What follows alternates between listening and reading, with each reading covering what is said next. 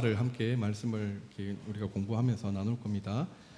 5과 제목은 아브라함과 열방이라는 제목으로 우리가 이 말씀을 함께 우리가 볼 때 하나님의 그 은혜가 얼마나 귀한지, 또 하나님의 그 은혜로 살아가는 우리가 또 얼마나 연약한지 말씀 가운데 확인하시고 우리가 하나님의 그 은혜 가운데 든든히 세워지는 귀하고 복된 이 시간이 되어지기를 간절히 소망합니다. 우리 공과 책은 다 가지고 계시나요? 다들 가지고 계시죠? 한번 다 본문 읽어보셨나요? 그저 웃지요. 네네. 우리가 특별히 오늘 아브라함부터 시작되어지는 이 말씀은 우리가 작년에 말씀을 통해서 주일 오전 예배 가운데 다 들었던 말씀들입니다. 네, 우리가 함께 나누었던 말씀들이지만 또 그 망각의 은혜, 은사 가운데 우리가 새롭게 다시 말씀을 접하게 되는데, 네, 성령님의 그 깨우치시는, 조명하시는, 비춰주시는 그 은혜 가운데 우리가 이 시간 믿음으로 서는 우리 성도님들 되시기를 소망합니다. 제가 본문의 위치 한번 읽어드립니다. 우리는 창세기 4장부터 11장의 열방들을 중심으로 거시적 관점의 그림을 보았다. 이제 12장부터는 한 인물, 즉 아브람, 계명 후로는 아브라함과 그의 가족을 중심으로 미시적 관점의 이야기를 읽게 된다. 그렇다고 해서 열방이라고 하는 폭넓은 시야의 시각이 아브라함의 이야기에서 전부 배제되는 것은 아니다. 오히려 하나님은 아브라함의 후손을 통해 열방에 복을 주시겠다고 약속하신다. 이 본문에서 하나님은 아브라함 및 그의 자손들과 언약을 맺으시는데, 이 언약은 아브라함이 지닌 어떤 자격이나 신실함에 근거하지 않는다. 단지 하나님이 뜻하시고 원하시는 언약을 친히 보증해서 주신 것이다. 우리가 오늘 우리가 함께 나눌 이 창세기 11장 27절부터 16장 16절의 말씀은 이러한 위치 가운데 있습니다. 우리가 지난주의 말씀 가운데 죄가 세상 가운데 어떻게 확장이 되어지는지를 우리가 말씀 가운데 봤죠. 최초의 예배자였던 가인이 최초의 살인자가 되고, 또한 그의 후손인 라멕이 사람을 소년을 쳐 죽이는 일에 아무런 그런 거리낌이 없고, 또 그것을 그의 아내들에게 이렇게 말하는 것에도 불구하고 말하는 것에도 부끄러움이 없는 그런 모습들, 완악한 모습들을 우리가 봤습니다. 그리고 창세기 6장을 통해서 하나님의 자녀들, 셋의 후손들, 그렇게 하나님의 믿음의 후손들이었던 그 셋의 후손들이 세상 가운데 그런 성적인 그런 타락을 그렇게 즐기면서 점점점 타락될 때 하나님께서 하나님의 영을 거두어 가시는 그러한 심판을 허락하시고, 또한 노아 때 그런 심판의 홍수로 물로 세상을 심판하시게 됩니다. 그리고 그 심판이 끝나고 다시 하나님의 은혜로 일반적인 은혜 가운데 피조물이 자연이 다시 예전의 모습으로 그렇게 돌아가게 되었고, 다시 인류가 시작이 되어지는 그런 은혜, 그 일반적인 은혜를 허락하셨음에도 불구하고 노아는 포도원에서 포도주를 마시고 하체를 드러냈을 때 그의 아들 함이, 제가 지난주에 이런 하체를 보았다라는 말이 성적인 그런 관계를 의미하는데, 그런 그것이 맞든 안 맞든 이런 그런 부적절한 그런 모습 가운데 죄가 또다시 확장이 되어지고, 그리고 함의 자녀인 가나안이 그렇게 저주를 받아서 이렇게 죄가 계속해서 양상이 되어지는 그런 모습으로, 그리고 그 모습이 바벨탑으로 그렇게 집중이 되어서 온 인류의 죄 가운데 그렇게 그 죄가 확산이 되어지는 그런 현장 가운데 하나님께서 내려오셔서 그 모습들을 보시고 사람들의 그 언어를 흩으시면서 그 죄의 확산을 막으시는 하나님의 모습을, 사역을 우리가 본문 가운데 봤습니다. 특별히 언어를 흩으시는 이 사건은 하나님께서 우리에게 주신 심판이지만 심판과 더불어서 그것이 죄의 확산이 더 이상 억제되어지는, 전체의 그 죄를 막으시는 하나님의 은혜의 방법이었다고 우리가 함께 말씀을 나눴죠. 이제는 전체 인류의 죄가 아니라 흩어진 사람들, 그 부분의 그런 부분적인 그런 타락과 죄악으로 소돔과 고모라 성에 이렇게 심판받는, 전 인류가 심판받는 게 아니라 한 지역마다 이렇게 단편적으로 심판받는 그런 일들이 일어나게 되는 것을 통해서 하나님께서 그렇게 죄를 막으시고 심판을 막으시는 하나님의 그 사역을 우리가 봤습니다. 그리고 오늘 우리 본문 이 5과를 통하여서 하나님의 구원, 특별히 창세기 3장 15절에 기록되고 있는 여자의 후손, 하나님께서 보내시겠다고 하신 그 메시아 여자의 후손이 이제 이 아브라함이라는 한 사람을 선택하시고, 또한 그 아브라함의 후손들을 통하여서 그 여자의 후손을 보내심으로 하나님의 구원이 이렇게 계속해서 흘러가고 있다라는 것을 우리가 오늘 본문을 통해서 보게 될 것입니다. 그리고 우리가 앞전에서는 전 인류에 관한 이렇게 거시적인 관점에서, 큰 넓은 관점에서 우리가 봤다면, 이제 우리는 이 아브라함과 아브라함의 그의 자손들이라는 좁은 시야에서, 미시적인 그런 관점에서 우리가 말씀을 보게 될 것이지만, 그 관점 안에서도 하나님의 그 전 인류에 관한 그런 만국에 관한 그런 복이, 하나님의 그 은혜가 이 가정 가운데 하나님의 그래서 허락하신 그 언약이라는 그 약속 가운데 계속 흘러가고 있다라는 사실을 우리가 말씀 가운데 보게 될 것입니다. 우리 큰 그림입니다. 하나님은 아브라함의 후손을 통해 열방에 복을 주시겠다고 약속하신다. 자, 우리 41쪽에 있는 우리 1번 문제, 우리 함께 제목 문제를 같이 한번 읽겠습니다. 시작. 창세기 11장 27절은 데라의 족보는 이러하니라를 시점으로 새로운 단락을 시작한다. 데라의 이야기가 그의 아들 아브라함의 생애를 들려진다. 데라는 가나안 땅으로 여행을 떠나지만 하란에 이르러 머물게 된다. 창세기 12장 1절에서 하나님은 아브라함에게 너는 너의 고향과 친척과 아버지의 집을 떠나 내가 내게 보여줄 땅으로 가라고 말씀하신다. 창세기 12장 1절에서 3절에서 하나님이 아브라함에게 약속하시는 내용인 무엇인가? 이제 창세기 11장 27절에는 이제 데라의 족보는 이러하니라라고 이제 족보가 이제 언급이 됩니다. 우리 창세기 첫 번째 시간을 함께 나누면서 이 창세기에는 족보, 톨레도트라고 하는 이 족보가 10번 등장한다고 말씀을 드렸었죠. 그 족보를 통해서 하나님의 언약이 이렇게 많고 많은 사람들 중에서 이렇게 흘러가고 있는 그것을 우리가 이 족보를 통해서 확인을 할 수 있다라고 그때 말씀을 나눴습니다. 창세기 1장부터 11장까지 5개의 족보가 등장을 하고, 그리고 이제 여기 이제 11장 27절부터 여기에서 마지막까지 이제 5번의 이제 족보가 이제 기록이 되고 있는데, 이전에 그 족보는 11장까지 바벨탑 사건까지의 족보는 거시적인 관점에서 그 죄 가운데 실패한 사람들의 그 모습을 우리가 봤다면, 이제는 하나님께서 구원을 이루시기 위해 한 가정을 선택하시고 그 가정들을 통하여서 이렇게 계속해서 우리가 하나님의 은혜를 그렇게 보게 됩니다. 그래서 이제 단락이 이렇게 바뀌는 거죠. 네. 자, 우리 창세기 12장 1절부터 3절 우리 한번 같이 한번 읽고 우리 질문에 우리 답을 한번 해보겠습니다. 우리 창세기 12장 1절부터 3절입니다. 같이 읽습니다. 시작. 여호와께서 아브라함에게 이르시되 너는 너의 고향과 친척과 아버지의 떡을 떠나 내가 내게 보여줄 땅으로 가라. 내가 너로 큰 민족을 이루고 내게 복을 주어 내 이름 창대하게 하리니 너는 복이 될지라. 너를 축복하는 자에게는 내가 복을 내리고 너를 저주하는 자에게는 내가 저주하리니 땅의 모든 족속이 너로 말미암아 복을 얻을 것이라 하신지라. 아멘. 자, 하나님께서 창세기 12장 1절에서 3절에서 아브라함에게 약속하신 내용은 무엇인가요? 자, 저를 보지 마시고 성경을 보시고 답을 하시면 되겠습니다. 뭐죠? 뭐가 있죠? 네, 2절에 보면 뭐라고 돼 있죠? 큰 민족을 이루고. 자, 그리고 3절에는 또 뭐라고 돼 있나요?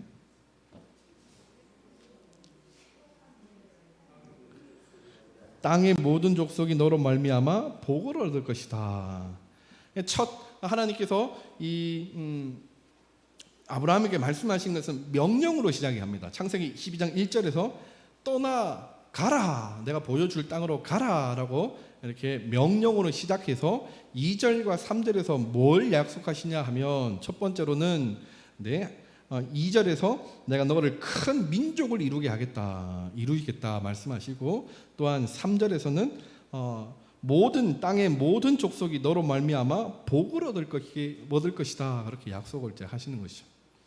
우리가 내가 너로 큰 민족이란 이 민족이라는 단어, 히브리어 고이라는 단어는 민족이라는 의미도 포함이 되지만 사실은 더 흔하게 사용되어지는 것은 국가라는 의미입니다. 국가. 그래서 하나님께서 아브라함에게 너 거기에서 나와서 내가 보여줄 땅으로 가라. 그러면 내가 거기에서 너희가 국가를 이루고 또한 그 국가를 통하여서 너를 말미암아 땅의 모든 족속이 복을 받게 될 것이다. 이 약속을 하나님께서 아브라함에게 주신 것입니다. 우리가 국가를 구성할 때 꼭 필요한 것들이 사실 있어요. 그 중에 뭐가 필요하죠? 네? 국민, 사람, 또 뭐가 필요하죠? 땅, 또 뭐가 필요하죠? 네? 주권. 네, 맞습니다. 하나님께서 지금 아브라함을 부르셔서 아브라함을 통하여서 세우시겠다는 그 나라 가운데 땅은 어디죠? 하나님께서 보여주실 땅, 그 땅이 되는 겁니다. 그러면 국민은 누가 되는 거죠? 네, 아브라함의 자녀들, 후손들이 되는 것이죠. 그러면 주권은, 통치자는 누구죠? 하나님이다라는 사실입니다. 네, 지금 하나님께서 아브라함에게 지금 그것을 약속하고 계시는 거예요. 특별히 3절에 보면 너를 축복하는 자에게는 내가 복을 내리고 너를 저주하는 자에게는 내가 저주하리니, 이런 살아가는 그 삶의 현장 가운데 관계의 복도 하나님께서 허락을 하신다라는 사실입니다. 그래서 이런 축복의 통로의 역할을 통하여서 서로가 그렇게 함께 세워지고 모든 땅의 모든 민족이, 족속이 그렇게 복을 얻는, 이 복이라는 것이 단순히 잘 먹고 잘 사는 이런 복이 아니라 앞에서 아브라함에게 허락하셨던, 그리고 만국 창세기 3장 15절 그 여자의 후손을 통하여서 구원을 받는 이러한 복을 하나님께서 지금 약속하시는 것입니다. 자, 그러면 우리 2번 문제 한번 볼까요? 바벨탑에서 인류가 범했던 죄악에 비추어 볼 때 아브라함의 이름을 창대하게 하시겠다는 하나님의 약속은 아이러니하게 보인다. 어떻게 생각하는가? 아브라함의 부르심과 바벨탑 사건 사이에 서로 대비되는 것들이 있다면 무엇인가? 자, 우리가 다시 한번 11장 그 바벨탑 사건을 한번 보겠습니다. 바벨탑, 사람들이 그 바벨탑을 쌓는 이유가 뭐죠? 무엇이었죠? 네? 네? 손은 이렇게 하시는데 바벨탑은 사람들이 왜 쌓은 거죠? 흩어짐을 면하자. 그리고 또 중요한 게 아직 안 나왔습니다. 예? 하나님과 견주어. 네, 맞습니다. 네, 또 있습니다. 또 뭘 내자 그랬죠? 사람들이 우리의 이름을 내자. 네, 사람들이 우리 11장 4절 한번 볼게요. 11장 4절. 창세기 11장 4절 다 같이 한번 읽습니다. 시작. 또 말하되 성읍과 탑을 건설하여 그 탑 꼭대기를 하늘에 닿게 하여 우리의 이름을 내고 온 짐의 흩어짐을 면하자 하였더니, 사람들이 성읍과 탑을 쌓으면서 가장 먼저 사람들이 하고자 했던 것은 우리의 이름을 내자였습니다. 지금 하나님께서 아브라함에게 너의 이름을 창대하게 하리라, 좀 버전으로 그렇게 말씀하신 것과 지금 이 창세기 11장의 바벨탑을 쌓는 사람들, 우리의 이름을 내자, 창대하게 하자, 똑같은 의미인데 뭐가 다른 거죠? 바벨탑 창세기 11장과 창세기 12장 하나님께서 아브라함에게 약속하신 이 약속 가운데 뭐가 다른 건가요? 질문이 어렵죠? 예, 제가 중국어로 하는 것 같죠? 네. 네. 창세기 11장은 그들 스스로 그들의 행위로 지금 탑을 쌓으면서 그들이 이름을 내고자 했던 겁니다. 사람의 행위 가운데 이름을 내고자 했던 그러한 모습이었고, 그 모습 가운데 어디까지 가냐 하면 하나님과 동급으로 가는, 하나님의 심판과는 전혀 관계없는 하나님과의 그 같은 선상에 올라가려고 하는 그런 교만까지 이 이름이 그렇게 올라가게 되는 겁니다. 하지만 창세기 12장에서는 하나님께서 아브라함을 그렇게 복을 주시고 그렇게 하나님께서 아브라함의 이름을 창대하게 하시겠다고 하신 거예요. 그래서 사람의 행위가 아닌 하나님의 은혜로 세워지는 그런 인생 가정이 이 11장과 12장의 그런 관계 속에서 명확하게 달라지는 겁니다. 그리고 하나님께서 그 말씀을 하실 때 창세기 1장 28절에서 생육하고 번성하고 땅에 충만하라 그렇게 말씀하셨어요. 땅의 모든 것을 다스리라 말씀하셨는데, 그것을 하려면 사실은 흩어져야 했습니다. 하지만 이 창세기 11장 바벨탑 사건들은 사람들이 모이는 거예요. 하나님의 말씀에 거절하고 거부하여서 흩어짐을 면하고자, 심판과는 관계없는 삶을 살고자, 하나님의 말씀, 하나님의 주권과는 상관없는 삶을 살고자 모입니다. 그런데 하지만 하나님께서 아브라함을 너는 친척과 아버지 집을 떠나라 말씀하시는 거예요. 그리고 내가 보여줄 그 땅으로 가라라고 말씀하시는 거예요. 그래서 이 바벨탑은 모이는 거지만 하나님께서 아브라함을 부르신 것은 그 땅에서 이렇게 이동하게 하셔서 흩어지게 하시는 거예요. 이것이 또한 다릅니다.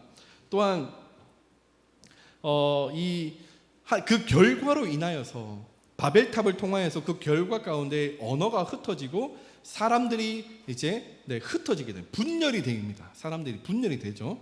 하지만 이 아브라함을 통해서는 모든 족속이 복을 얻겠다, 심판이 아닌 하나님의 은혜를 얻는 그런 삶이 명확하게 다르다라는 사실이죠. 그래서 우리도 우리의 행위로 뭔가를 세우고자 하는 그런 인생이 아니라 하나님의 은혜 가운데 그렇게 세워지는 인생, 우리가 낮아질 때, 우리가 내려놓을 때 우리를 세우시는 그 은혜 가운데 아브라함을 통해서 만국이 그렇게 은혜를 받았던 것처럼 우리도 하나님의 그 은혜 가운데 우리를 통해서 만국이 그렇게 은혜 받는 그러한 삶의 모습으로, 사역으로 우리가 그렇게 살아가고 또한 그렇게 우리 교회가 사역을 해야 된다라는 것을 말씀을 드립니다. 그래서 이 바벨탑 사건을 그렇게 11장에서 기록을 하고, 또한 여기에서 맨 마지막 11장 말미에 데라의 족속을 통해 아브라함을 그렇게 소환하시는 것은 이제는 이전의 삶들을 다 그렇게 기억하지 않고 이제 새로운 그런 시대를 하나님께서 열어가시고 그 은혜를, 그 복을 하나님께서 내리시겠다라고 그렇게 말씀을 하시는 겁니다. 그렇기 때문에 이 하나님께서 아브라함을 부르신 이 사건은 이 구속사적인 그런 관점에서 정말 대전환이라고 말할 수 있을 만큼 아주 엄청난 사건입니다.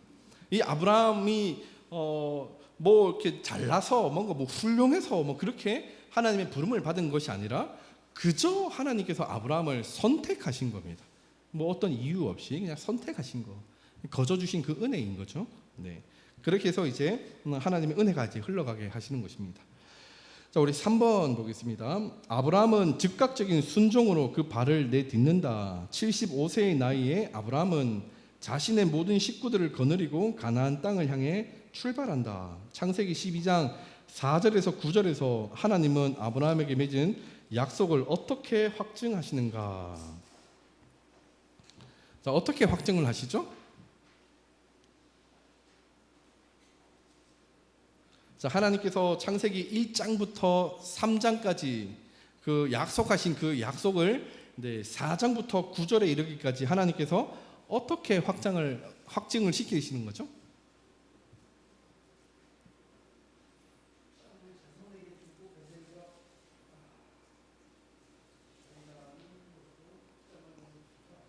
네, 감사합니다. 5절에 보면 아브라함이 그 땅에 마침내 들어가게 됩니다. 계속해서 그 땅을 향해 유린하는 자가 아니라 마침내 그 땅에 도착하는 자가 되는 것입니다. 하나님께서 보여주신 땅, 하나님께서 그 아브라함에게 허락하신 그 약속하신 그 땅에 아브라함이 도착하게 하신 거예요. 하나님의 은혜가 바로 여기에 있고, 이 도착함을 통하여서 이제 하나님의 그 은혜가 아브라함의 그 거주하는 그 땅과 또 아브라함의 후손 가운데 이 하나님의 은혜가 이제 흘러가게 될 것입니다. 자, 우리가 앞서서 3절에서는 그냥 단순히 땅의 모든 그 족속이라고 그냥 땅이라고만 소개하고 있는데, 이제 이 말씀이 7절, 우리 7절 한번 읽어볼까요? 시작. 내가 이 땅을 내 자손에게 주리라 하신지라. 자기에게 나타나신 여호와께 그가 그곳에서 제단을 쌓고. 창세기 12장 3절에서는 그냥 구체적인 어떤 땅인지는 모르지만, 이 12장 7절에서 하나님께서는 이 땅을 너에게 주겠다. 그래서 하나님의 그 약속이 구체화가 됩니다. 명확하게 그 땅을 하나님께서 아브라함에게 주시겠다, 그렇게 약속을 하시는 거죠. 하나님의 말씀은 뭔가 추상적으로 이렇게 구름 위에 떠다리듯이 둥둥 떠다니는 그런 게 아니라, 말씀 가운데, 기도 가운데, 신앙 가운데 뭔가 뚜렷하게 보여진다라는 것을 우리가 말씀을 통해서 우리가 알아야 되는 것이죠. 그래서 우리가 하나님 나라와 그 영광을 위해서 우리가 사역한다, 이런 추상적인 그런 개념이 아니라, 우리가 서 있는 그 사역하는, 섬기는 그 기관에서, 그 전도회에서, 그 구역에서, 또한 그 달란트로 이렇게 명확하게 우리가 하나님의 일을 위해, 하나님의 영광을 위해 이렇게 사역을 할 수 있어야 된다라는 사실이죠. 말만 이렇게 하는 게 아니라 하나님께서는 계속해서 구체적으로 뚜렷하게 보여주시게 됩니다. 자, 우리 4번 한번, 우리 42쪽에 있는 4번입니다. 우리 제목, 문제 같이 한번 읽어볼게요. 문제 시작. 아브라함은 창세기 12장 4절에서 9절에서는 신실하게 순종했지만 12장 10절에서 20절에서는 불신실하게 행함으로 하나 말미암아 약속의 성취에 위기를 초래한다. 이집트의 기근이 들었을 때 아브라함은 바로에게 아내 사레의 관계를 속이고 거짓말을 한다. 이 일은 내가 이 땅을 내 자손에게 주리라고 약속하신 하나님의 말씀의 성취를 어떻게 방해하고 있는가? 이때 하나님은 약속의 말씀들이 이루어질 수 있도록 하기 위해 어떻게 관여하시는가? 자, 우리 말씀을 보면 이제 9절까지는 괜찮아요. 9절, 하나님께서 약속하신 그 땅에 머물고 그 땅에서 하나님께 제사를 드리는, 그리고 가는 곳마다 제사를 드리는 아브라함의 그러한 신실한 그러한 믿음의 모습을 보여주고 있지만, 이제 10절부터 20절, 창세기 12장 10절부터 20절은 아브라함의 그 불신실한, 불순종한 그런 모습들을, 믿음 없는 그런 모습들을 우리에게 보여주고 있는데, 여기에서 아브라함이 초래한 그 하나님께서 약속하신 그 약속을 아브라함의 행동을 통하여서 어떻게 그것이 방해를 받고 있는지 질문을 하고 있는 것이고, 또 하나님께서는 그 언약을 지키시기 위해 어떻게 일을 하고 계시는지 우리에게 지금 여기서 질문을 하고 있다는 것입니다. 자, 아브라함이 애굽으로 내려가는데 애굽으로 왜 내려가죠? 우리 창세기 12장 10절 한번 읽어볼까요? 시작. 그 땅에 기근이 들었으므로 아브라함이 애굽에서 거류하려고 그리로 내려갔으니 이는 그 땅에 기근이 심하였음이니라. 아브라함이 애굽으로 가는 이유가 뭐죠? 기근이 들었다, 먹을 것이 없다, 말라가고 있다는 것입니다. 하지만 우리가 기억해야 될 것은 하나님께서 아브라함에게 보여주신 땅은 애굽이 아니고 그 땅, 세겜 땅이었습니다. 근데 아브라함은 그 세겜 땅에 기근이 들었으니까 이제 그 땅을 버리고 이제 애굽으로 내려가는 것입니다. 그래서 첫 번째는 아브라함의 그 행동, 아브라함의 그 선택을 통해서 하나님께서 주시겠다고 하신 그 땅을 아브라함이 버리게 되는 겁니다.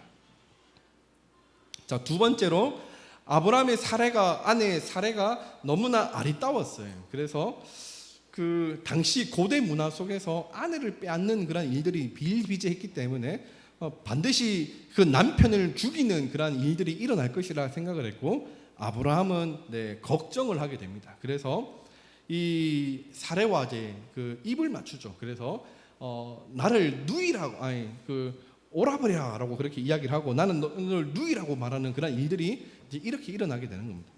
반은 맞고 반은 틀리죠. 이복 동생, 이복 누이가 맞기 때문에 뭐 틀린 말은 아니지만 그래도 이 아브라함이 그렇게 사레를 누이라고 말하는 이 일을 통해서 이 애굽 사람들이 사레를 데리고 가는 겁니다. 이 선택을 통해서 그러한 사람들의 그 지혜를 짜서 세운 그 계략이 이러한 위기 가운데 그렇게 가게 되므로 하나님께서 그 땅 가운데 그렇게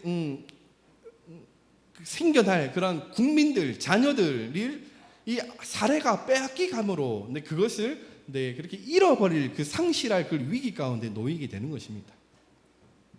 그래서 아브라함이 하나님의 그 약속의 땅 그곳을 떠나서 또한 떠난 것은 그 땅을 버리는 선택이었고, 그리고 아내를 누이라고 이야기하는 것은 하나님께서 자신의 그 후손들을 주시겠다고 하신 그 약속의 말씀을 버리는, 그래서 그냥 단순히 그냥 먹고 살고자 하는 그런 그 위기를 모면하고자 하는 그 꾀밖에 되지 않는 그런 모습이다. 사람의 꾀가 결국에는 하나님의 그 약속하신 그 언약을 이렇게 저버리게 되는 그런 위기 가운데 놓이게 됩니다.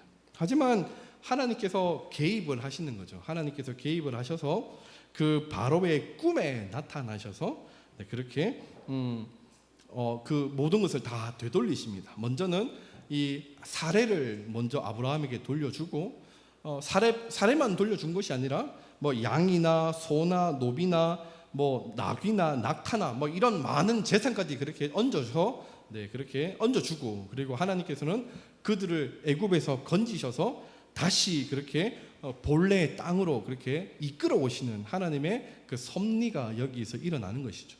사람은 살아가면서 이렇게 불신앙적인 모습으로, 불순종한 모습으로 그렇게 넘어질 수 있고 실패한 모습으로 그렇게 놓여질 수 있지만, 하나님의 그 은혜, 하나님께서 약속하신 그 언약을 지키시기 위해 하나님께서는 그렇게 신실하게 우리를 보호하시고 계시고 우리를 그렇게 이끌어가고 계시다라는 사실이 오늘 이 창세기 12장을 통해서 우리가 알게 되는 것입니다. 이러한 창세기 12장의 모습을 우리 성도님들이 기억을 하셔서 내 방법으로 세상 가운데 살아가고자 하는 그러한 욕심들, 기근이 들었으니까 이쪽으로 가는 게, 풍부한 물이 가득한 애굽으로 가는 것이 뭔가 현명한 것처럼 그렇게 보여지고 사람들이 다 그렇게 선택을 한다 하더라도 우리는 먼저 하나님 앞에 기도하면서 하나님 앞에 물을 수 있는 그런 믿음의 지혜가 우리 성도님들에게 있기를 소망합니다. 그리고 신실하게 우리를 지키시고 우리를 사랑하시는 하나님을 끊임없이 우리 성도님들이 경험하시면서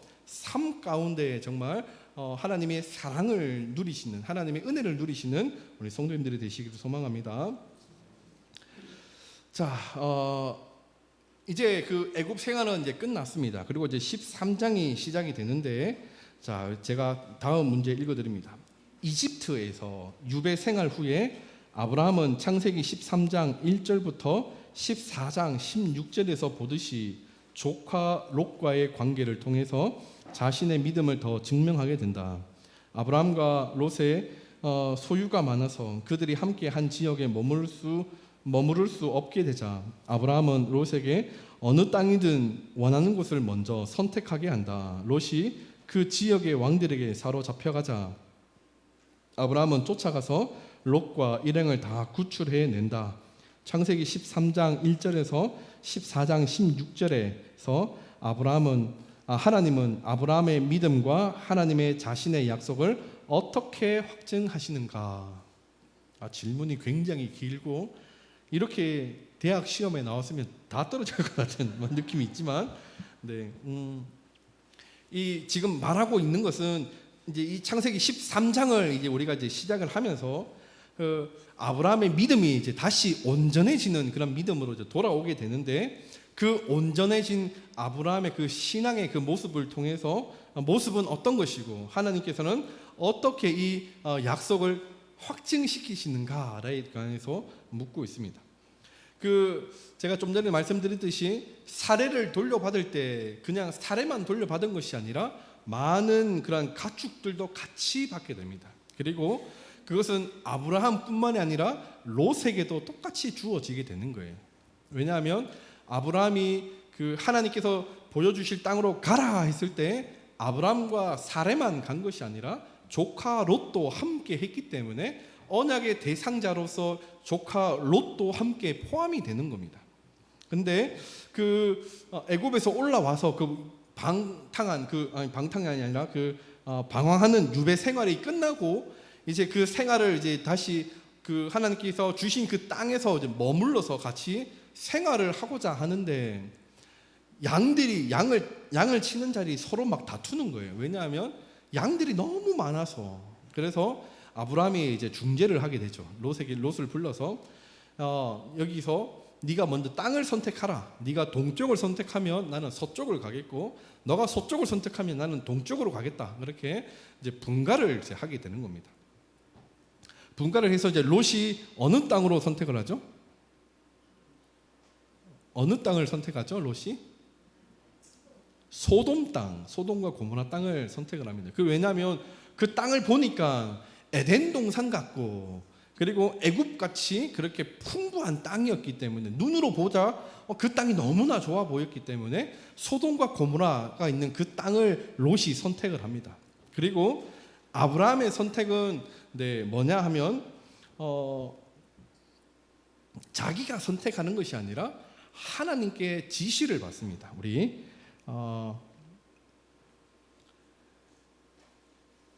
14절, 창세기 13장 14절 15절 우리 한번 같이 한번 읽겠습니다. 창세기 13장 14절 15절입니다. 시작. 롯이 아브라함을 떠난 후에 여호와께서 아브라함에게 이르시되 너는 눈을 들어 너 있는 곳에서 북쪽과 남쪽 그리고 동쪽과 서쪽을 바라보라. 보이는 땅을 내가 너와 내 자손에게 주리니 영원히 이르리라. 아멘. 롯이 소돔 땅으로 향해서 갔기 때문에 아브라함이 자기가 갈 땅을 자기가 선택하는 것이 아니라 하나님께 지시를 받아서 아브라함이 그 땅을 선택하게 됩니다.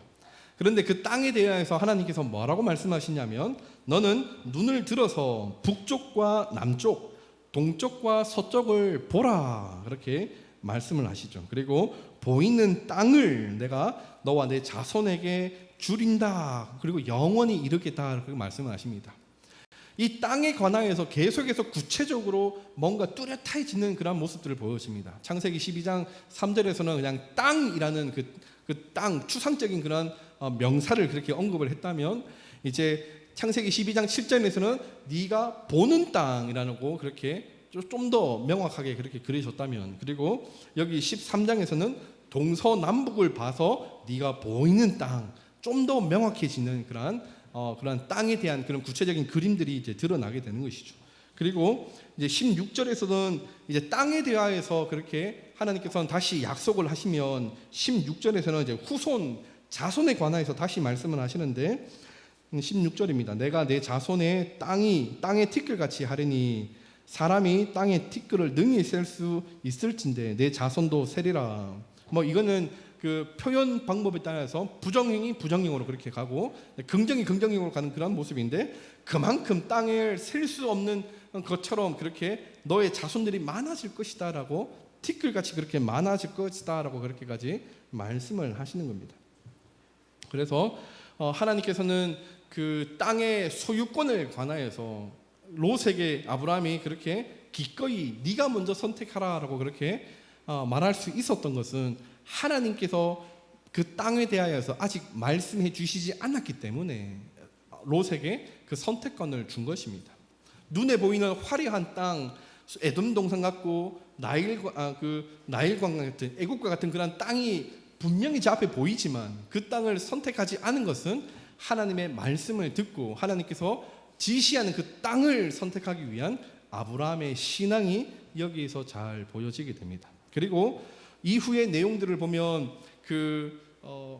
소돔의 땅에 머물러 살고 있는 롯이 전쟁에 휘말리게 됩니다. 가나안 연합군과 메소포타미아 그 연합군이 서로 싸우는 그런 일 가운데 네, 이 그 소돔의 그 사람들 왕들이 포로로 끌려가는 일들이 일어나게 되는 것입니다.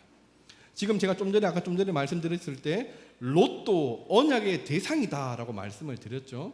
아직까지 이 아브라함에게 자녀가 아직 없었기 때문에 지금 이 아브라함에게 있어서 상속자는 제1의 상속자는 롯이 됩니다. 그렇기 때문에 롯이 끌려가는 포로로 잡혀가는 그런 일들은 그 하나님의 그 약속하신 그 약속과는 반대되기 때문에 아브라함이 이제 자기의 사병들을 모아서 그 연합군 318명을 이루고 그 언약의 대상자인 롯을 구출해 오는 그런 일들이 성경에 보면 이제 14장에서 그렇게 기록이 되고 있는 거예요.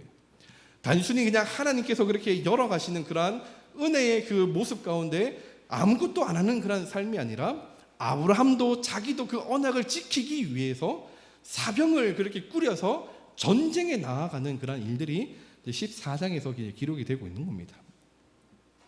그 언약을 이행하기 위해 자신이 할 수 있는 그 최선의 방법을 아브라함이 선택해서 그렇게 이제 하고 있는 그런 모습들을 우리에게 보여주는 것입니다.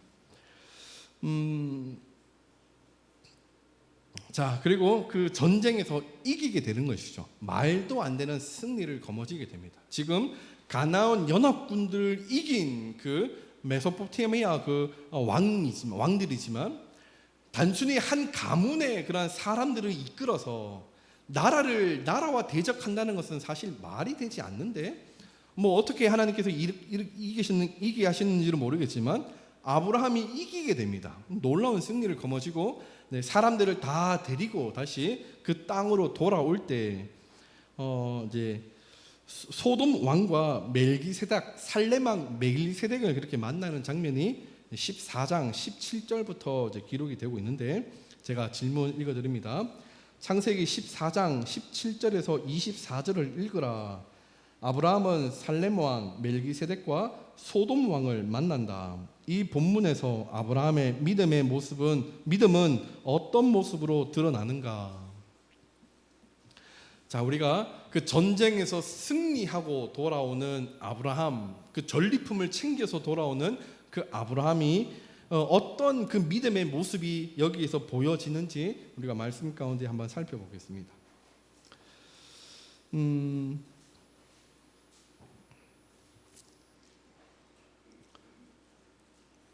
자, 우리 18절, 우리 19절, 20절 우리 같이 한번 읽어보겠습니다. 창세기 14장 17절, 18절, 19절, 20절까지 17절부터 20절까지 한번 읽어봅니다. 시작.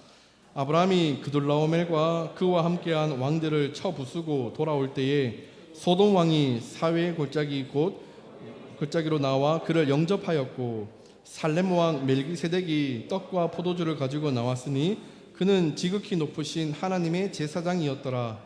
그가 아브라함에게 축복하여 이르되 천지의 주제이시오 지극히 높으신 하나님이여 아브라함에게 복을 주옵소서. 너희 대적을 내 손에 붙이신 지극히 높으신 하나님을 찬송할지로다 하매 아브라함이 그 얻은 것에서 10분의 1을 멜기세덱에게 주었더라. 아멘.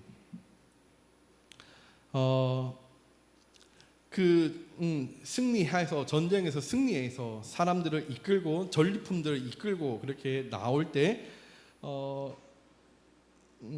소돔 왕이 그 사회 골짜기에서 그렇게 그를 아브라함을 영접을 했고 그리고 그 이후에 살렘 왕 예루살렘의 왕 그 멜기세덱을 만나게 되는데 멜기세덱은 하나님의 제사장이었다라고 그렇게 소개를 하고 있습니다. 그리고 멜기세덱이 아브라함에게 축복하는 그런 기록이 19절에서 이렇게 나와 있는데 천재의 주제이시요 지극히 높으신 하나님이여 아브라함에게 복을 주옵소서. 하나님의 복이 멜기세덱의 입을 통하여서 다시 한번 언급이 됩니다. 그리고 그는 계속해서 20절에서 너희 대적을 내 손에 붙이신 지극히 높으신 하나님을 찬송할지로다. 이 전쟁을 이기게 하신 분이 하나님이시다라는 사실을 멜기세덱은 아브라함에게 이야기를 하는 거죠. 그리고 아브라함은 그 말을 듣고 그가 한 것이 뭐냐 하면 그 얻은 것에서 10분의 1을 멜기세덱에게 주었더라라고 이야기를 하면서 성경에서 말하는 최초의 11조가 여기에서 기록이 되고 있습니다. 11조라는 것은 하나님의 그 은혜, 나에게 행하신 그 은혜에 감사하는 신앙의 표현입니다. 그 전쟁을 이기게 하신 만유의 주제인데, 천지의 주제이신 하나님 그 은혜로 내가 이렇게 승리했다라는 것을 믿고 확신하며 감사함으로 믿음으로 드리는 것이 11조다라는 것을 여기에서 우리가 확인을 하게 됩니다. 그리고 21절에 소돔 왕이, 옆에 있던 소돔 왕이 아브라함에게 이르되 사람은 내게 보이고 물품은 내가 가지라. 우리 22절 같이 읽겠습니다. 시작. 아브라함이 소돔 왕에게 이르되 천지의 주제이시오 지극히 높으신 하나님 여호와께 내가 손을 들어 23절 내 말이 내가 아브라함으로 치부하게 하였다 할까 하여 내게 속한 것은 실 하나기도 들매끈 한 가닥이라도 내가 가지지 아니하리라. 지금 아브라함이 뭐라고 이야기를 하냐면, 소돔 왕이 아브라함에게 뭐라고 이야기하냐면, 사람은, 포로로 끌려간 사람은 나에게 주고 네가 가지고 온 그 전리품들은 너가 다 가져가라 라고 그렇게 이 소돔 왕이 제안을 합니다. 근데 이 아브라함이 소돔 왕에게 이야기하는 것은 천재의 주제이시오 지극히 높으신 하나님 여호와께 내가 손을 들어 맹세하노니 네 말이 내가 아브라함으로 치부하게 하였다. 여기서 말하는 치부라는 것은 부자가 되게 하였다라는 겁니다.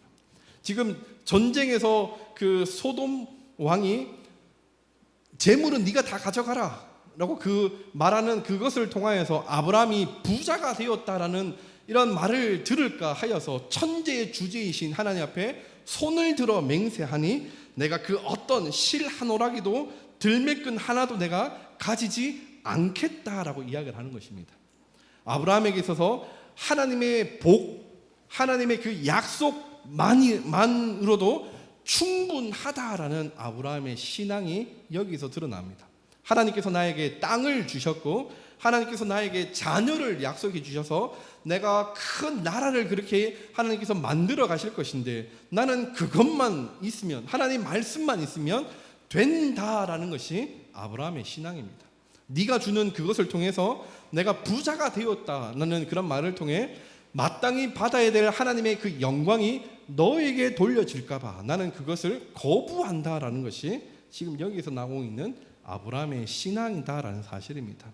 눈앞에 보이는 많은 그런 재물을 보면서 그것을 과감하게 거절할 수 있는 이 아브라함의 신앙, 그 재물보다 하나님을 더 크게 봤기 때문에 그렇게 이러한 고백을 할 수 있는 것이고 이러한 결단을 할 수 있는 것입니다. 눈앞에 보는 그런 금덩어리, 선악과를 보면서 아담과 하와가 죄를 지었고 눈앞에 보이는 그 시날산의 아름다운 외투와 금과 은을 보면서 아간이 죄를 지었고 그런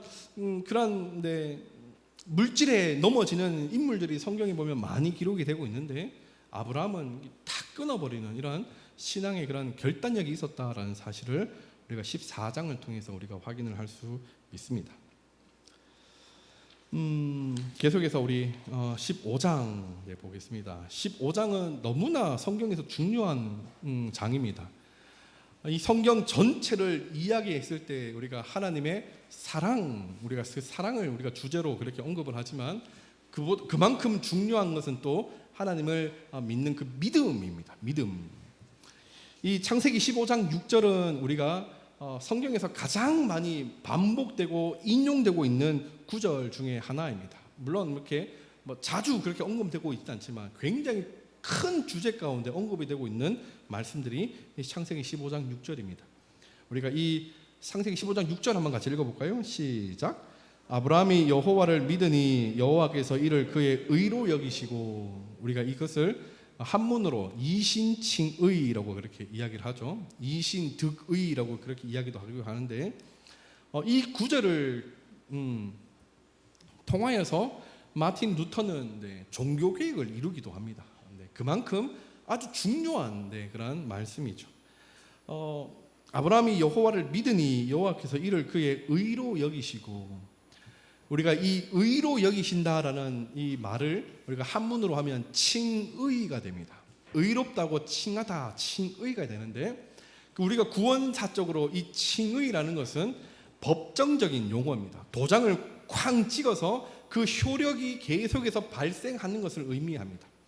우리가 하나님을 믿고 예수님을 믿어서 우리가 의롭다고 그렇게 되어진 것은, 우리가 하나님 앞에 의인이 된 것은 예수님의 그 의가 우리의 삶 가운데 전가되어져서, 우리가 뭐 많이 알아서, 우리가 많이 똑똑해서, 우리가 교회 생활을 오래 해서 우리의 직분이 높아서 우리가 의가 그렇게 높아지는 것이 아니라, 그 우리가 예수님을 믿는 그 믿음으로 예수님의 그 의로움이 우리에게 전가되어 우리에게 옮겨지는 거예요. 그래서 나의 의가 아니라 예수님의 그 의로움으로 우리가 하나님께 의인이다라고 이렇게 칭함을 받는, 그런 법정적으로 효력을 발생하는 것이 바로 이신칭의의 의미입니다. 자, 우리의 제가 문제 읽어드립니다. 아브라함이 여호와를 믿으니 여호와께서 이를 그의 의로 여기시고라는 창세기 15장 6절은 아브라함 이야기 중에서 가장 잘 알려진 말씀 중 하나다. 예수님의 시대의 유대인들은 아브라함이 이삭을 제물로 바친 행위를 그의 신앙의 최고조로 취하하며 칭송했지만, 신약 성경은 하나님의 약속에 대한 아브라함의 믿음에 초점을 두고 있다. 그러나 아이러니하게도 창세기 15장 6절 이전의 문맥은 아브라함의 불신앙적인 모습 가운데에서 또 주어지는 하나님의 약속에 대해 더 초점을 맞춰져 있다. 창세기 15장 1절에서 5절에서 1절부터 5절에서 아브라함의 불신앙적인 모습은 어떻게 드러나는가?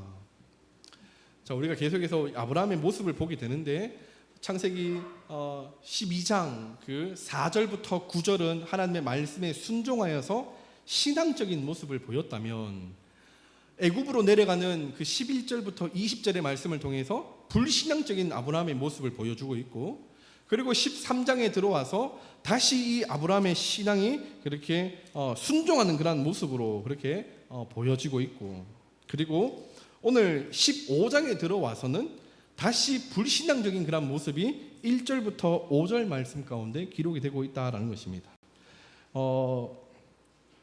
우리 1절 우리 1절 2절 한번 같이 읽어볼게요. 1절 2절 시작. 이후에 여호와의 말씀이 환상 중에 아브라함에게 임하여 이르시되, 아브라함아 두려워하지 말라. 나는 내 방패요 너의 지극히 큰 상급이니라. 아브라함이 이르되 주 여호와여 무엇을 내게 주시려나이까? 나는 자식이 없사오니 나의 상속자는 이 다메섹 사람 엘리에셀이니이다. 3절 제가 읽어드립니다. 아브라함이 또 이르되 주께서 내게 씨를 주지 아니하셨으니 내 집에서 길린 자가 내 상속자가 될 것이니이다. 자, 우리 1절에서 그 아브라함이 지금 어떤 상태에 있냐 하면 굉장히 두려움에 빠져 있습니다. 왜냐하면 이 14장의 그 말씀과 연결시켜 보면 아브라함이 지금 그돌라오멜의 그 연합군들을 물리쳤거든요. 그래서 언제 다시 복수할지 두려워하는 상황, 언제 그들이 쳐들어올지, 그래서 그 소돔 사람들을 잡아갔듯이 자신을 해코지할 수 있는 그런 노출되어 있는 상황 가운데 두려워하고 있는 그런 상황에서 하나님께서는 나는 내 방패다 약속을 하시는 거죠. 걱정하지 마라 라고 이야기하시는 겁니다. 그리고 하나님께서 나는 지극히 큰 상급이다. 하나님께서 아브라함의 복이다라는 사실을, 복의 근원이심을 하나님께서 그렇게 말씀하실 때 이 아브라함이 주제를 틀어버립니다. 주제를 어떻게 트냐 하면 하나님께서 큰 상급이라 말씀하셨음에도 불구하고 왜 아직 나에게 씨를 주시지 않습니까? 그래서 아브라함이 말하고 있는 것은, 하나님 내 집에서 길린 이 종 엘리메색, 이 자가 나의 상속자가 될 것입니다 라고 하나님께 하소연을, 하나님께 이렇게 억울함을 이렇게 이야기를 하는 것이죠. 그 약속을 기다리지 못하고 그 약속 가운데 자신의 그 분노를 표출해 버리게 되는 겁니다. 그런데 하나님께서 이제 15장 4절에서 말씀하시죠. 여호와의 말씀이 그에게 임하여 이르시되 그 사람이 내 상속자가 아니라 내 몸에서 날 자가 내 상속자가 되리라 하시고, 그리고 5절에서 그를 이끌고 밖으로 나가 이르시되 하늘을 우러러 무뼈를 셀 수 있나 보라. 또 그에게 이르시되 내 자손이 이와 같으리라.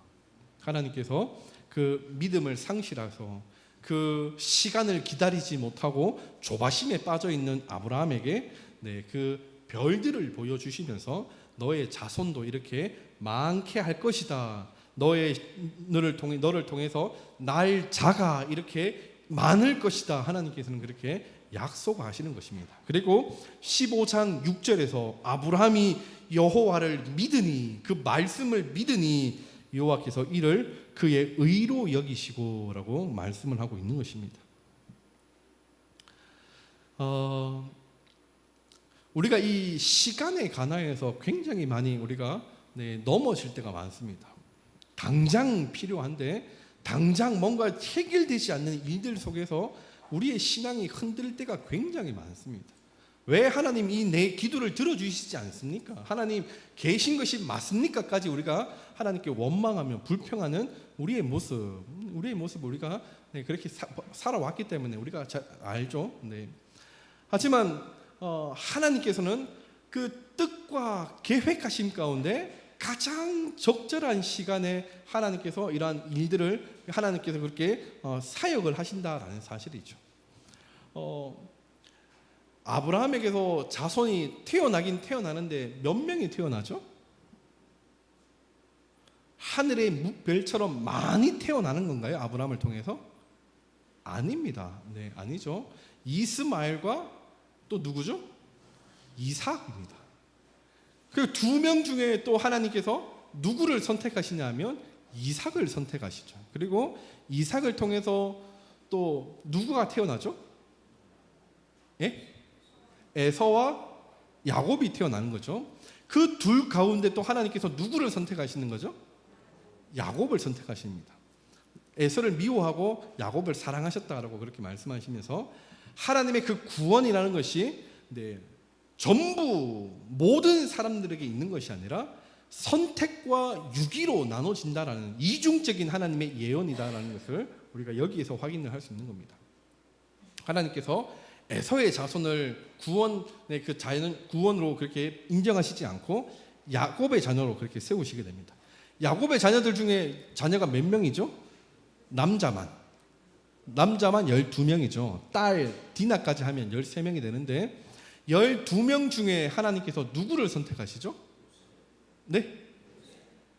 다시 한번 제가 질문 드릴게요. 누구를 통해 그 구원을 이루어 가시죠? 네? 네.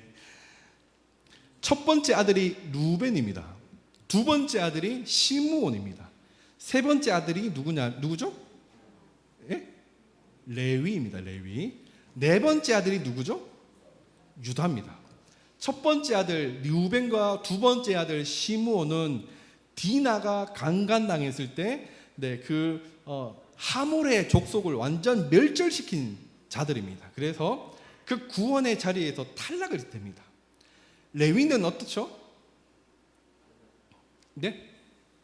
레위는 제사장 직분이죠. 그래서 여기에서 탈락입니다. 그래서 그런 육적인 장자는 유다에게로 흘러갑니다. 그래서 유다의 자손으로 다윗이 나고 또한 그 다윗의 자손으로 예수님이 나시는 거예요. 그래서 12아들 중에 이 유다를 통해서 하나님의 그 구원이 이루어지는 겁니다. 물론 여기에서 영적인 장자의 역할을 감당하는 사람이 있습니다. 우리가 잘 알고 있는 요셉입니다. 요셉이 그 11번째 아들이지만 그 영적인 장자로서 이 장남이 해야 하는 그 일들을 요셉이 다 하게 됩니다. 그래서 나중에 보면 요셉의 두 아들이 있습니다. 요셉의 두 아들이 누구죠? 네? 에브라임. 첫 번째는 누구죠? 므낫세와 에브라임이 요셉의 자녀가 되는데 마지막 12지파에서 요셉이 빠집니다. 그리고 레위도 빠져요. 그리고 그 두 자리를 누가 차지하냐 하면 므낫세 지파와 에브라임 지파가 12지파에 포함이 됩니다. 이 아버지가 장남에게 그 유산을 남겨줄 때는 갑절, 남들 다른 자녀들보다 갑절 2배를 주게 되는데, 그 영적인 장자인 요셉에게 그 므낫세와 에브라임이라는 이런 자녀들이 12지파에 포함이 되면서 땅을 그렇게 2지파가 가짐으로 영적인 장자로서의 요셉의 역할을 거기에서 마치게 되는 겁니다. 하지만 아브라함에게 허락하신, 약속하신 그 씨라는 그러한 그 후손은 유다에게로 계속 이제 흘러가게 되는 거예요. 유다에게로. 그리고 유다가 다말을 통해서 낳은 아들을 통해 계속 가게 되고, 그리고 룻기에서 이제 베레스의 족속이 나오면서 그 베레스의 그 족복 가운데, 계복 가운데 다윗이 이제 언급이 되고, 이세의 아들 다윗이 언급이 되고, 그리고 이 이세의 아들 다윗의 후손으로 예수님으로 그렇게 그 구원이 이루어가는 그러한 기록들이 이 구약 성경과 신약 성경, 마태복음까지 그렇게 잘 그렇게 기록이 되고 있는 겁니다. 우리가 족보라는 관점에서 성경을 보면 하나님께서 선택과 그 유기 가운데 선택받은 그 자녀들, 가문들을 통하여서 계속해서 그 구원을 이루시고자 하시는 하나님의 그 은혜를 우리가 보게 되는 것이고, 예수님을 통하여서 또 예수님을 믿는 모든 사람들을 통하여서 그 구원이, 복이 계속해서 흘러가고 있는 이러한 모습들을 우리가 지금 성경 가운데 보고 있는 것입니다. 그래서 우리도 사실은 이스라엘 백성들에게 있어서 우리는 이방인임에도 불구하고 우리가 아브라함을 믿음의 조상이라고 말할 수 있는 것은 그 믿음으로 인하여서, 예수님을 믿는 믿음으로 인하여서 예수님을 통해서 만국의 모든 그런 족속들이 복을 얻는 그런 일들이 예수님으로 인하여서 성취가 되었기 때문에 우리도 오늘 복된 백성으로서 삶을 살아가고 있는 것이죠. 우리도 하나님을 아버지라 부를 수 있고, 또 우리가 하나님을 예배할 수 있는, 하나님을 하나님이라 부를 수 있는 그 은혜가 우리에게도 주어졌다라는 것입니다. 그것이 예수님의 그 구원, 십자가의 그 구원과 부활의 그 사건을 통하여서 우리에게 확증이 된 것입니다. 구원이 확증이 된 것이고, 하나님 나라 백성으로서의, 하나님의 자녀로서의 그 삶이 성취가 된 것이죠.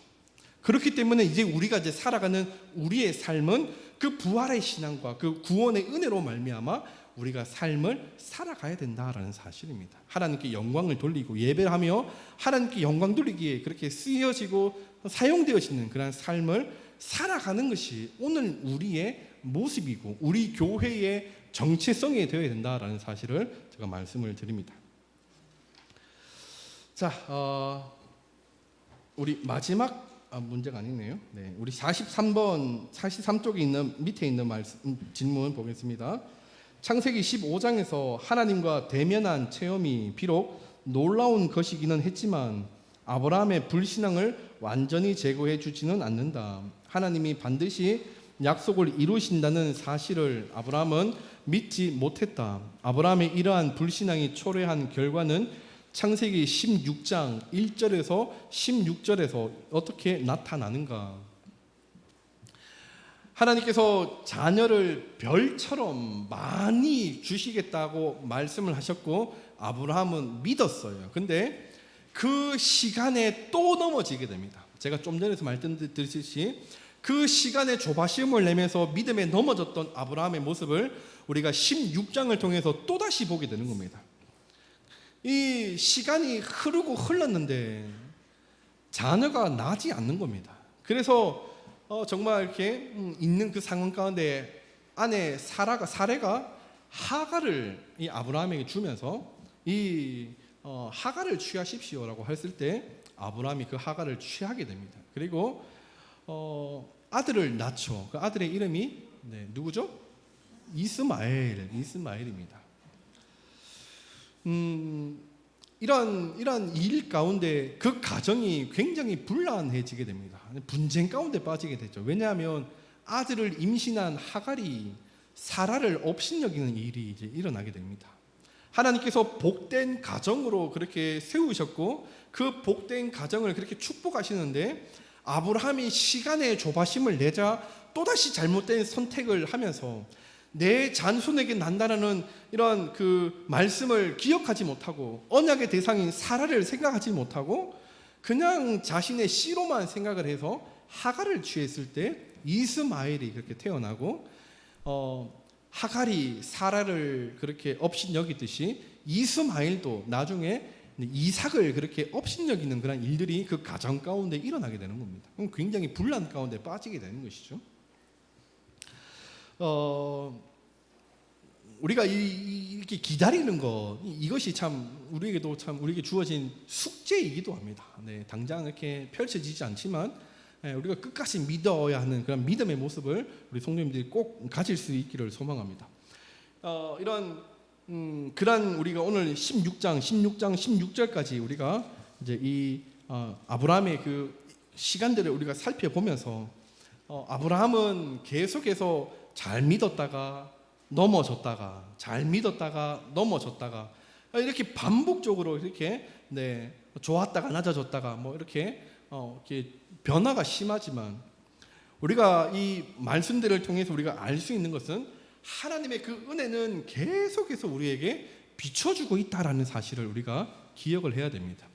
우리 사람은 하나님 앞에 그렇게 온전히 지킬 수 없는 그런 연약한 존재이지만 하나님께서는 그것에 관하여서 우리를 뭐 이렇게 막 무너뜨리시고 너희 심판받아라 뭐 이렇게 말씀하시는 것이 아니라 우리를 그렇게 계속해서 우리를 그 시간대마다 우리를 그렇게 그때마다 우리를 보호하고 계시다라는 사실을 우리가 말씀 가운데 보고 있는 겁니다. 오늘 우리가 전반적으로 우리가 보고 있는 창세기 11장부터 16장에 이르기까지 우리가 꼭 기억해야 될 것은 하나님의 사랑은 변하지 않고 하나님의 그 신실한 그 말씀은 오늘도 각자의 그 삶 가운데 계속해서 우리에게 주어지고 있다라는 것입니다.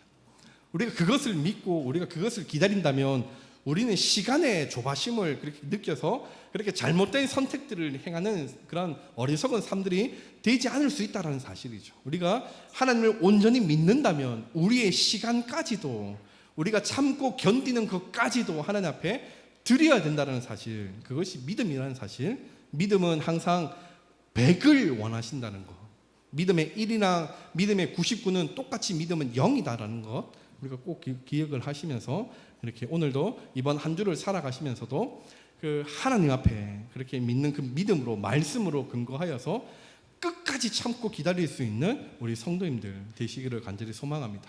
우리 성도님의 삶 가운데 그렇게 역사하셔서 그 약속하신 구원을 우리 성도님들 삶 가운데 허락을 하시고 하나님 나라가 성도님들의 가정과 삶과 또 생업 위에 그렇게 우리 교회 가운데 임해짐으로 우리가 하나님 앞에 그렇게 기쁜 좋은 관계를 맺으면서 즐거운 신앙생활을 하면서 그렇게 우리 교회가 우리 성도님들이 이렇게 하나님 앞에 서실 수 있기를, 세상 가운데 살아가실 수 있기를 주님의 이름으로 축원합니다. 기도하겠습니다. 하나님 감사합니다. 오늘도 하나님 이 시간을 통해서 우리가 하나님의 은혜, 하나님의 사랑, 하나님의 말씀을 우리가 말씀 가운데 보게 됩니다.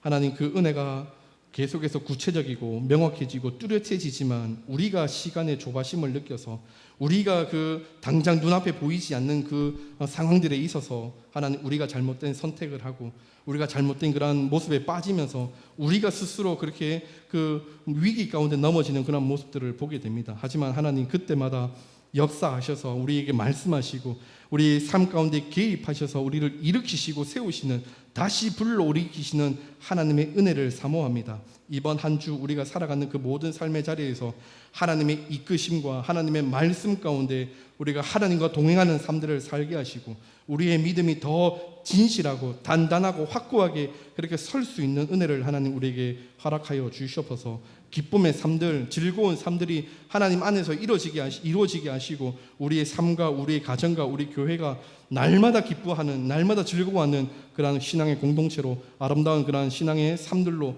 이렇게 살아낼 수 있도록 이번 한 주 가운데도 은혜 더하여 주시옵소서.